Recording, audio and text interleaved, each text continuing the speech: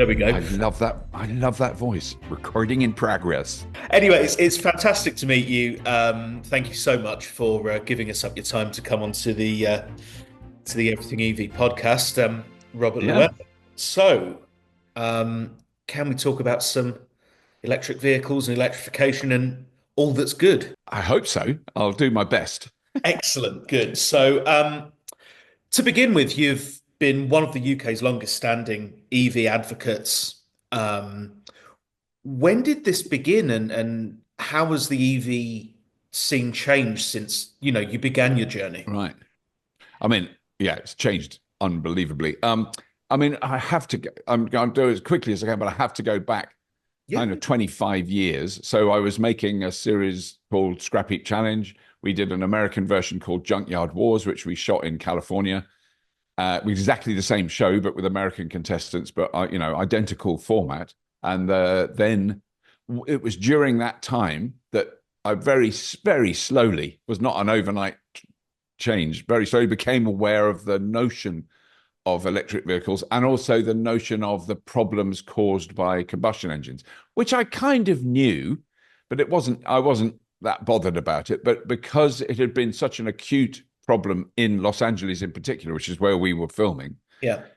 in the previous sort of 20 years, there'd been a huge amount of state legislation about a combustion engine. So all the things we now accept, unleaded fuel, catalytic converters, AdBlue diesel, all those things came out of legislation brought in by the Californian government, not the federal government, particularly Yeah. California. Many times backed by the governor, by Arnold Schwarzenegger, was very keen on this because the statistics eventually convinced people that, if you saw the statistics of the IQ levels and health of children who went to primary schools next to huge freeways in Los Angeles, they scored lower. They were much less healthy. They had really a lot of problems. Generally, a poorer area of the city.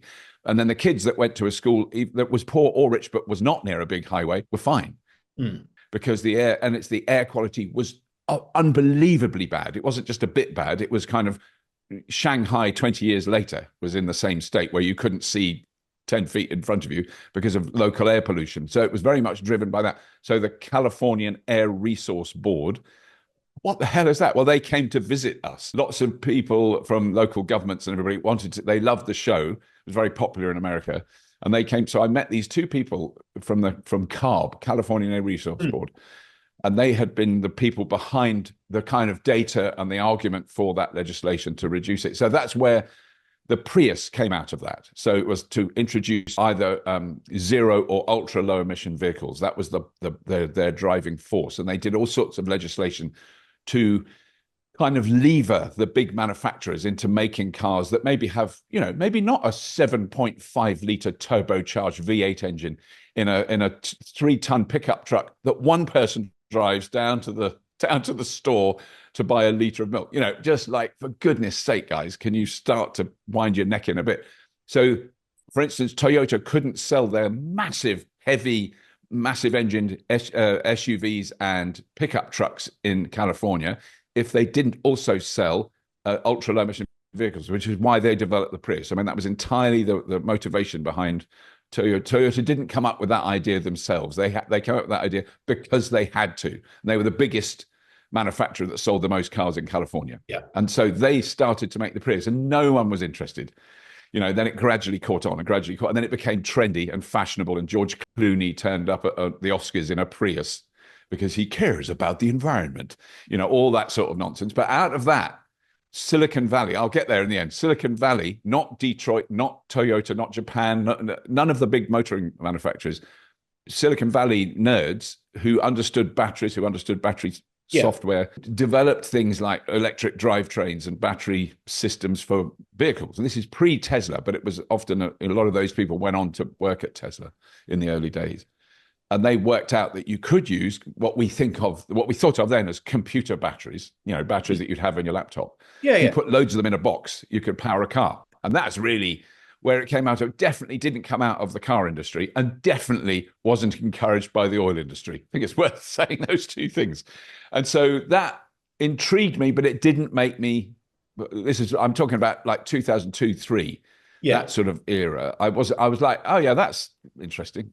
I wasn't interested really. I mean, and we did some electric vehicles on Scrapheap. We made some electric cars. We did a high-speed milk delivery, high-speed milk floats that had to jump over, rough terrain and do all that Nice. stuff. So, we did dabble with it. We dabbled with it, but it wasn't very serious. And it was really when I came back to the UK, so I sort of spent a lot of time in California. I don't know what now. I'm not sure what motivated me, but clearly something had gone in. So I Yeah. traded in a ridiculous Volkswagen Golf. I used to have a thing called an R32 Golf. And for people who don't know anything about cars, it was basically a Golf with a truck engine levered into the front of it. I mean, it was much too big. So it was a 3.5 litre turbocharged V6 engine, four-wheel drive. Incredible engineering to cram all that technology into a Golf, and very, very sort of noisy and fast car. And I traded that in. It was only 8 months old. It's the first time I'd ever bought a new car was because I was earning quite good money. I bought that new car new. And I mean, basically, when you buy a new car new, I now understand you just give away about 12, 15,000 pounds for nothing because you're not going to get that back. No. Even if you sell it 10 minutes later, you're going to lose money. Anyway, that besides the point. I traded that in for a Prius. This is when the Prius was brand new in this country. It hadn't been here very long. And I'd been in a few Priuses in California, and I just thought, this is it. So I drove to this a Toyota distributor place, probably about 70 miles from where I live. I was doing an average of 15, maybe 12 to 15 miles to the gallon in a Golf, which, a sensible diesel Golf will do 45, 50 miles. Yeah. And I did 12, this stupid car. Traded it in for a Prius, drove home, and I drove home in my socks because I'd driven a Prius in California, so I wasn't totally new to it. Drove it I took my shoes off, drove it with my socks, so you're really sensitive on the throttle. And I got 72 miles to the gallon on the return journey. So that definitely planted a seed. I went, oh, this is kind of, I'd grown up in a world of cars. My brother he's retired now, but he was an engineer, worked for all the Formula One teams you've ever heard of, built gearboxes and exhaust manifolds and high speed. I don't even know. I mean, some of the things I know he did, but he did all sorts of weird did a lot of clutch stuff. So proper automotive engineering. I grew up quite near Silverstone. I was absolutely obsessed with racing cars and noise and engines and all that stuff. And something clicked with the Prius, and it then was the next step. I kind of got involved and was thinking about it. And the next step was a government scheme where I think it was 110 of us who were given a Mitsubishi i-Me for a year, and I think they dragged me in because they could take pictures of me with the car when I picked it up, But I was part of that scheme, and I had to have a special fuse box put in my garage so that they could tell how much electricity I used to when I plugged in. It was really the early days to see how people reacted to those cars and how you charge them. And I was charging on a 3-pin plug. It was just a domestic plug, so it took a long time to charge. And that car I would never have bought one. I couldn't have afforded one, but they were like 35,000 quid. And if you got 65 miles out of it on a charge, you were doing well. That was good. And that was, but I had it for a year. We drove nearly 13,000 miles in it. It was a brilliant little car. I mean, we loved it. For anything local around where we lived, it was perfect. I did plug it in a barn in mid Wales once because there was no charging infrastructure. And I'd stupidly driven to a bed and breakfast place that I knew people in the area. And they let me plug it in. So I thought, I can get back. I'll fill it when I'm there. I get back. There's no way I get back. There were hills. So I found this friendly farmer, and I had tea. I still haven't been back. I must go back one day and thank them. I mean, I did thank them at the time, but he had a 22 kilowatt supply in his barn to run grain dryers. So, and I had all these cables. It was a real cable there. So I could plug into that, and it did charge it fractionally faster. But it was, it was early days. That was in 2009. So then in 2010, I did the first episode of when the Tesla Roadster had come out. I did the first episode of Fully Charged on YouTube. So it was basically a 10-year process. I've tried to do it as fast as I could, but it was very slow steps. The gaps in between each of those experiences was like years where I thought about it. I didn't think about it for a moment. It wasn't like a thing. But then it became very clear that they did work. So once the Tesla Roadster came out, the Leaf came out, the Zoe came out, those cars, you go, these are, getting now plausible. And you were working against an absolute tidal wave of negativity. That most people who would have an opinion about cars. I think it's really important. I always remind myself that most people don't have an opinion about cars. They don't give us stuff. They're not interested. They want something that gets them from A to B. They don't really have an opinion about it. They might like the color. And I've Yeah, always been slightly on that team. I've always been on the cusp. we're a very niche group, proper hardcore car enthusiasts. Yes, absolutely. Yeah, absolutely. Indeed. So, thank you for that. Touching on Scrapheap Challenge, you do have an Yeah. upcoming booted version, Zapheap Challenge, Yes. which Yeah. cards, I believe. Could you tell us a It little is bit? very much on the cards. Yeah. Excellent. Yeah. I Tell mean, out. it's very early days, but we know we are doing it now. I just thankfully just had a conversation. So we've managed to secure the funding as different. So we're actually filming it in fairly well kitted out workshops at a secret location, but not quite to the same sort of extravagant fashion that we would have been able to do on the original Scrapheap. But that'll be fun to do, and we've got piles of junk, and we don't know quite what we're going to make yet. But it's two teams that we know well that have enormous experience at converting either classic cars to electric drive or using batteries and electric car technology to convert boats. This is a team from Amsterdam. So we've got a Dutch team and a British team Lovely.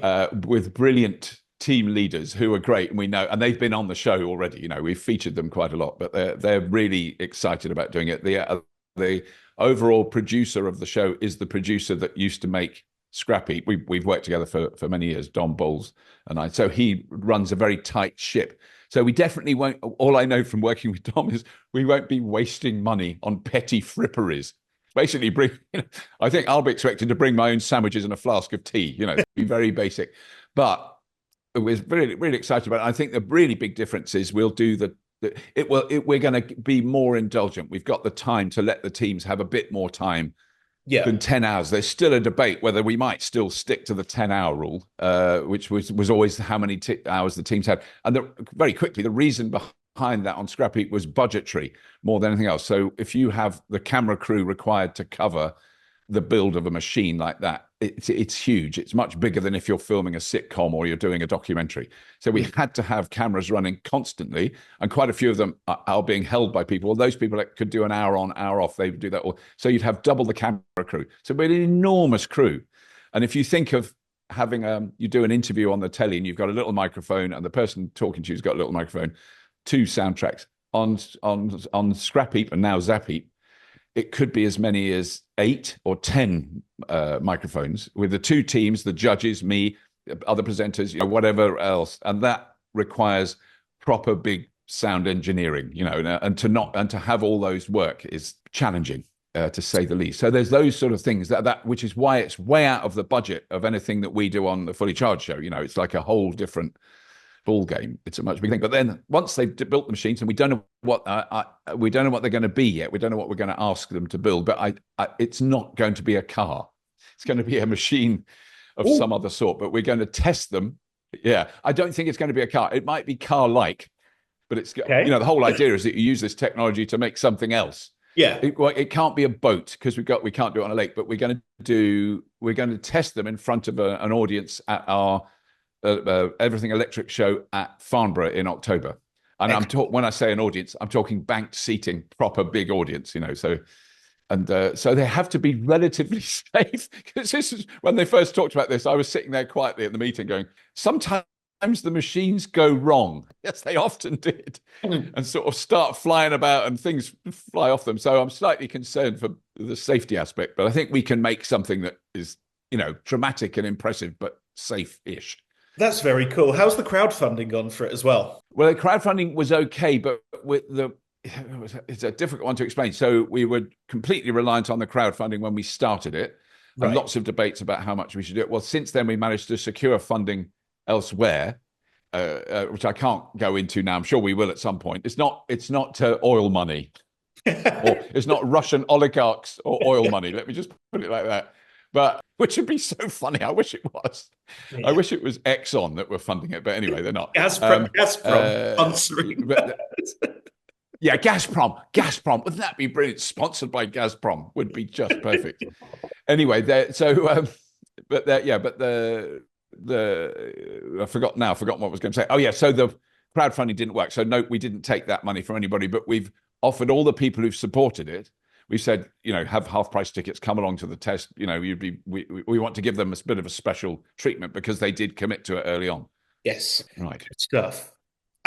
So you mentioned the Fully Charged show, and this is taking place next week, I believe, in London over the Easter weekend. Yes, it's this week. Well, this week coming up, isn't it? Yeah, yes. Yes, it Depends is. when this goes out, but it'll be when it's. I should have written it down. For some reason I can't ever remember dates. 16, 17, 18th. I'm going to say. So Just looking it up. hang on, I'm at a Renault thing in Paris on the 16th. So that's Thursday, Friday, Saturday. There we go. No, it's not. It's Wednesday, Thursday, Friday. So there we go. Just as It's easy. 16, 17, 18. Oh, cool. So Yeah. obviously that we've seen that there's tickets for about a tenner going. What can visitors expect? What can they look forward to? Yada yada. Because we're going to run this Yeah. on Monday. Great. Okay. I mean, the simple fact of the matter is it's a fairly unique experience. Now, I'm old. I've been to lots of weird events over the years of all sorts. But this is a combination of, in some ways, like a business event. So there are lots of interviews and talks and panel discussions about the technology, about not just cars, about the transport infrastructure, the grid, the national grid, the way your house operates, where power comes from, all those things we cover in really extraordinary detail. And I've got to say, to packed out theatres. It's not because I'm always expecting no one's going to be interested in this. And then you look out and there's like 350 people sitting down watching. So there's that. Those are going on all the time. But there's the biggest feature, I guess, is the test drives. So we supply test drives from a really wide range of manufacturers. We've now around the world. This is I think our 20th show in London this weekend. Around the world, we have now passed 125,000 test drives that we've facilitated at our live events, which is absolutely baffling to me because it's the one area I see the least of because I'm always rushing around doing other things and interviews and doing chairing talks. So I don't see the test drive area, which is incredibly busy. It's a really popular thing. So we don't do pre-booking. This is down to the manufacturers have decided this, but when you get there, if you go straight to their stand, you can book a test drive. And they've really now understood a lot of people want to do a test drive, so they make sure there's a lot of cars available. So they're in another part of the hall. It's, XL is enormous. There's just rows and rows of electric cars, and they've worked out that they charge them. Well, we've just done a show in Sydney where we did 8,500 test drives at one show over 3 days, 8.5. Because I first heard 5,100.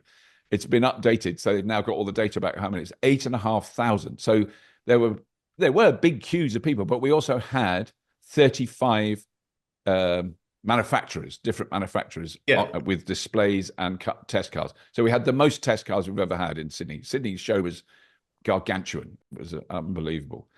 But we've got, it's a very good range at the XL, and there's lots of cars that a lot of people will not have seen. They might have seen us reviewing them on the Fully Charged show, like Elliot reviewing them in China, but there'll be cars there available for test drive that have not been available for test drive at all anywhere else in the UK. Excellent. So which is really exciting. And there's lots and lots of amazing vehicles on display. There's probably more vehicles on display than you can test drive, but there's still a really wide range of test drive cars, particularly now. The Chinese ones are the ones that are sort of emerging most rapidly. But all your basics, your BMWs, your Audis, your Renaults, all those would be all that lot.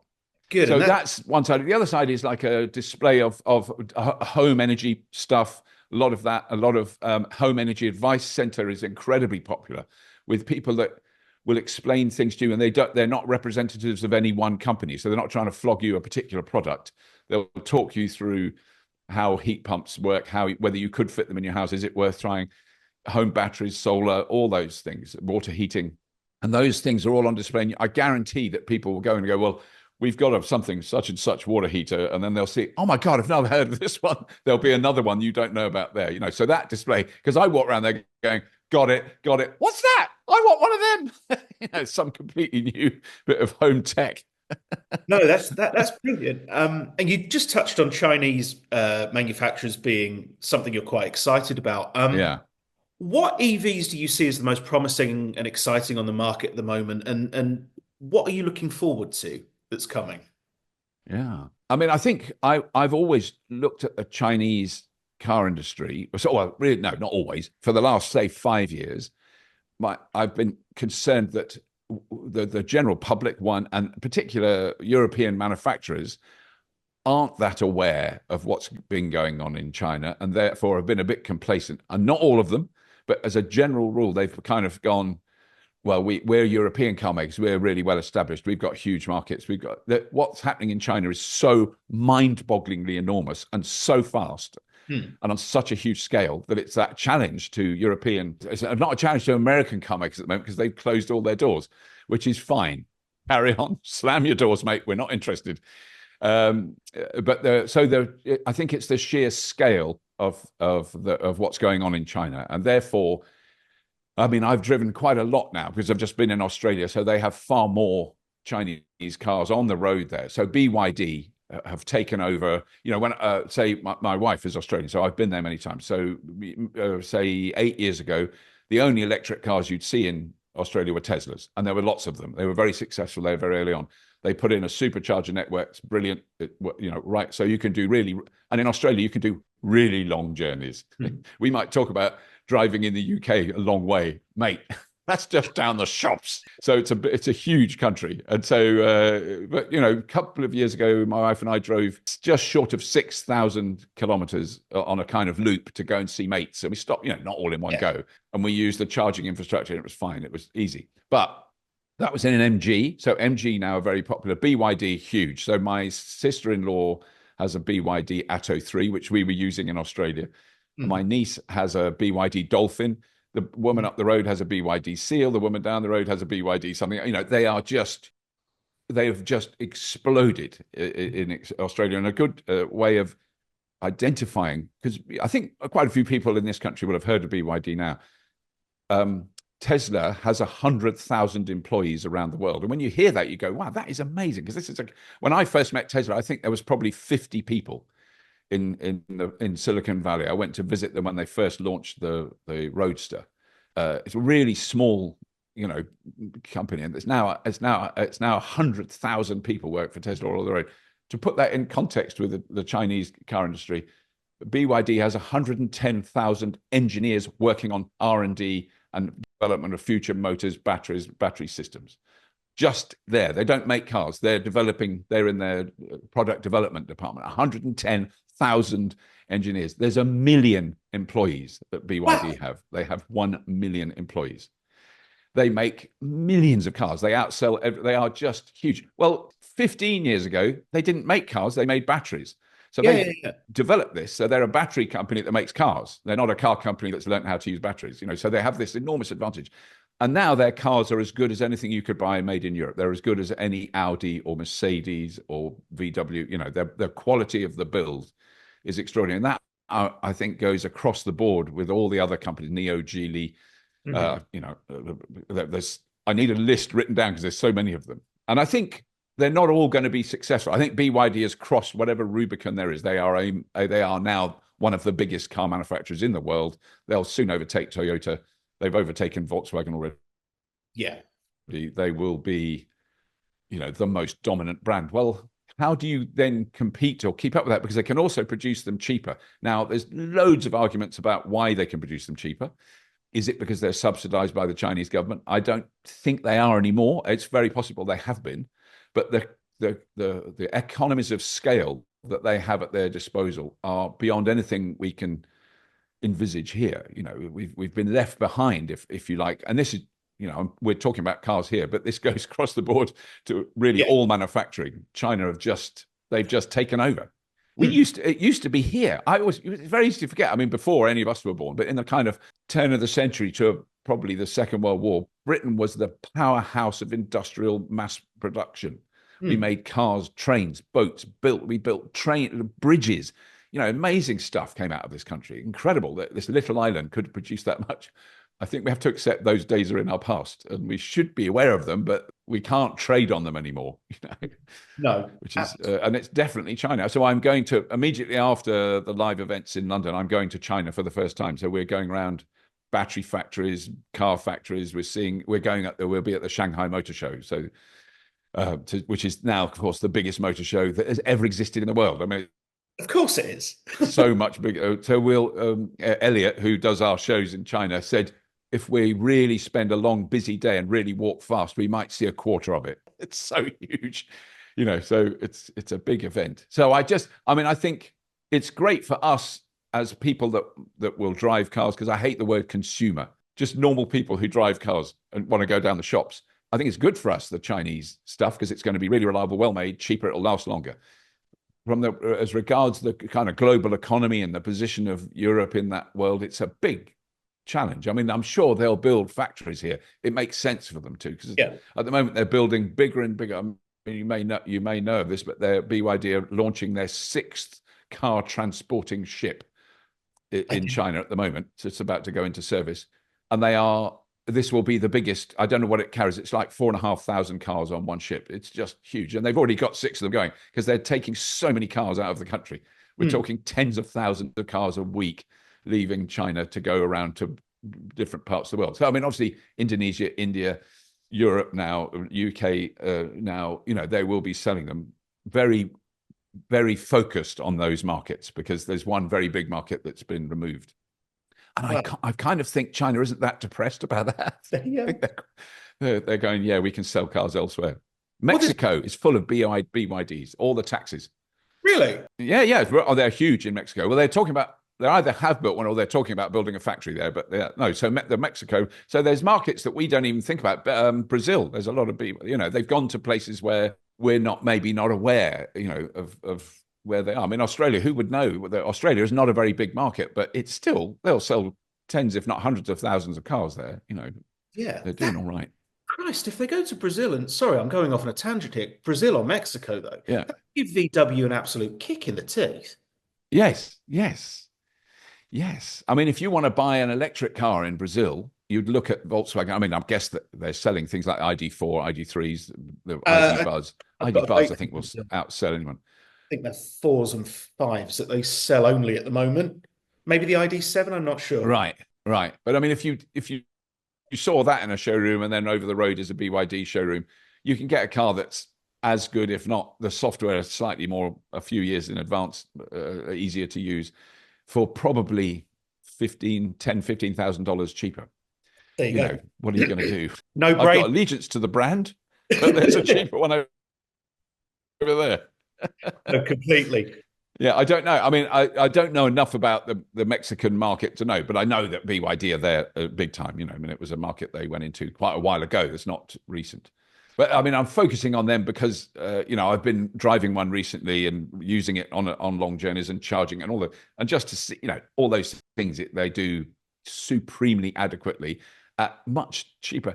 The tax on importing cars into Australia is much less than here.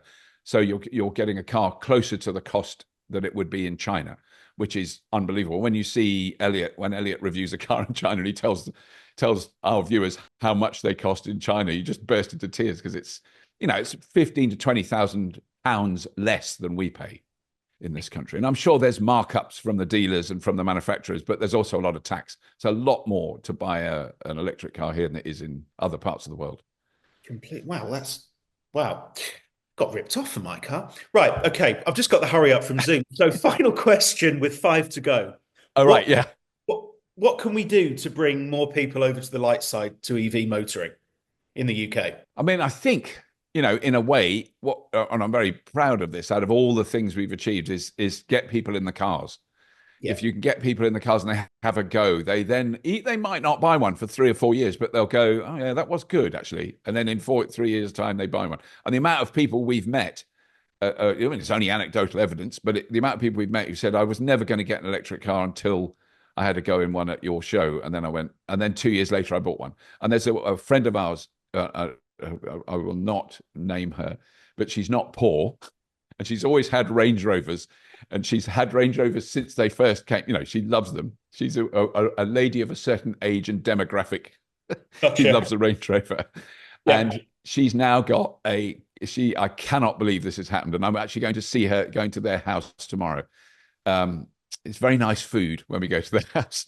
Well, wait, She's got an EV9. She's gone electric, which I that's cannot believe. I won't believe it till I go and see her. But that's she's fantastic. actually got an electric car, and I saw her last week. She is obsessed with it. She absolutely loves it, which is Yeah. really weird, isn't it? We reviewed one on our channel recently. Well, So I think it is getting people in them, letting them have a go. I think is the best way. And I think also the other one is you live on a street and there's a guy down the road who's got a bloody electric car. What a weirdo freak! And he's got solar panels. He's just virtue signaling. And then you see him drive to work and drive back and drive to work over the 6 months. And you see him one day when you're walking the dog and you go, "Is it all right then? Does it work?" And he goes, "Well, yeah, it saved me, £600 in not buying diesel in the last year." And you go, "Oh." And then slowly, and then another one gets an electric car. I mean, we've seen this. yeah. There's been proper research done on this. That's how it spreads. So then 4 people on the road have solar panels, and then 7 have electric cars. And then someone who's got an electric car goes, "Oh, I want free fuel on my roof." I think it spreads like that. And it's definitely, I mean, very briefly, in Australia, it's a really good example of very, very negative public attitudes about renewable energy, about electric vehicles, about all those things. Yeah. Very strongly supported by the previous government, who said it was nonsense, and people had coalophobia. Said the Prime Minister holding up a lump of coal in the Parliament. It was a lump of coal that had to be varnished because if you touch coal with your bare skin, it's very toxic, has a lot of toxins in it. So we don't need to go there, but the hypocrisy knows no bounds. That has shifted so much, and purely because of economics. Because one person put solar on their roof in Australia and they don't have electricity bills anymore. And they tell their bloke up the road and he goes, "Bloody hell, I don't want electricity." And it's kind of messed up the Australian generating and electricity grid, because they used to totally rely on coal, and the peak time of burning coal is in the middle of the day. That's disappeared. There is no demand in the middle of the day for electricity from the grid. It's all from people's rooftop solar. And it's messed everything up. And it's disrupted the whole market, and everyone's up in arms, and it's all a disgrace, and there's arguments about it. It does work. It's not necessary. All things make a mess, I think, is what I've learned in the last 15 years. But eventually they might level out and, be an improvement. No, that's great. And it's amazing as well how your mind can shift when you've got no money as well. Yes. Very important. And I think the other great thing in this country is there are now second and third hand electric cars that people can buy. Because I never bought a new car. I didn't buy a new car till I was in my mid-50s. And even then I went, "You bloody idiot. Why did you do that?" I lease cars now. I don't buy them. But, they're incredibly expensive. People say, "Oh, it's all right for you. You can." I said, "I can't buy a £45,000 car. What do you think? What sort of planet do you live on that you think that I could do that?" It's just... But you can lease one, or you can buy a second-hand one for 25, or you can buy a second-hand one for 15. And now we're looking at £8,000 to £10,000 second-hand electric cars. And then I'll just say this: I bought second-hand petrol cars. All they did was go wrong and need spare parts and need maintenance and need looking after and need MOTs and new all the time. And electric cars, the engine won't go wrong. The suspension, the tires, the steering, that might, but the engine is the simplest thing in the world. An electric motor, it'll just keep going. So it's batteries, yes, but we now know batteries will last longer than the car, So it's just get a second-hand electric car. Get one that's knackered, that looks dented. I always love parking a knackered, dented car next to posh ones, because no one ever bothered, no car thief ever looked at my cars. Absolutely. All right, Robert, thank you so much. That was an Very absolute good. pleasure. All right, thank you so much for your time. It was Fantastic. Thank you. You can find more episodes of the Everything EV podcast on Spotify, Apple Music, or wherever you get your podcasts. Thanks for tuning in, and we'll see you next time.